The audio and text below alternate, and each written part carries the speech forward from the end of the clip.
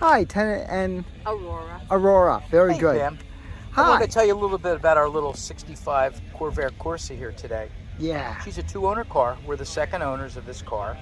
I bought it out of Iowa probably about 20 years ago. The idea of this car was to have my children drive to high school and back in it. And that never actually materialized because I took it apart and started fixing it right from the minute I got it.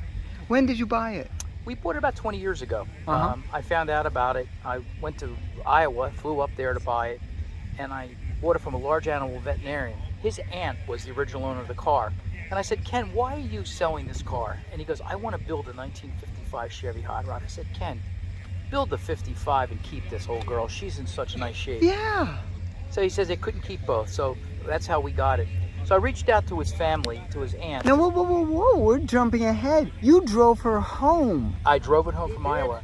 Any And this is problems? before, no, this was before they had TSA and all the other nonsense. I flew one way out of Philly, Uh-huh. had a little Craftsman toolbox and an illegal PA tag that I just slapped on the back. Yeah. And I tell you, it took me a day and a half to get home. I stayed overnight. It was a long drive. Uh-huh. And you're looking at a car today is 60 years old. Yes. And so with that said, we started fixing her and getting her spruced up.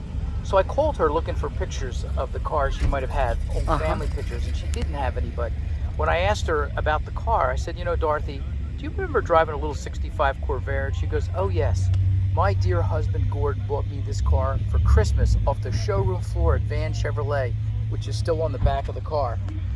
And she told me, I used to drive that car from my farm with my husband to my little job at J.C. Penney. And I thought, what a cute story. And when we got the car, I was looking it over, I see under the hood, under the front, the trunk, has the tire sticker from when she bought new tires from J.C. Penney. I don't even think J.C. Penney's in business anymore.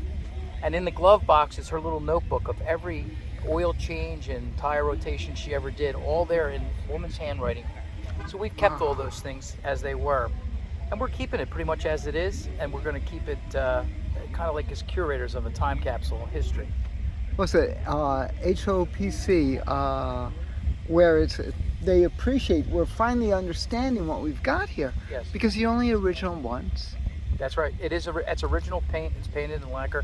She's got things and dents on her, a bit of rust here and there, but I'm conflicted. Mechanically, it's 100% renewed, redone. So it drives pretty much like a new car. Yeah. But the body, it's only original ones. The pinstripe on this car was applied to the factory. It was built in Willow Run, which built the B-17 bombers during World War II. Yes. That plant doesn't even exist anymore. No. In Michigan. And Willow Run went through a whole bunch of owners, including Tucker. that's right.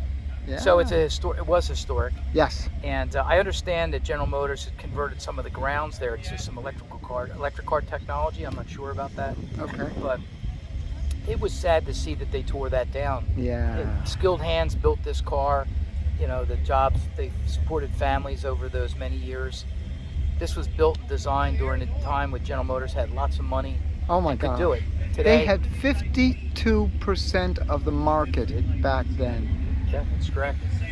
And so this was a technology platform for General Motors. It's got a lot of firsts in it. Mm-hmm. It was not the first air-cooled motor or rear engine. Tucker was that. Well, actually, Tucker was water cooled.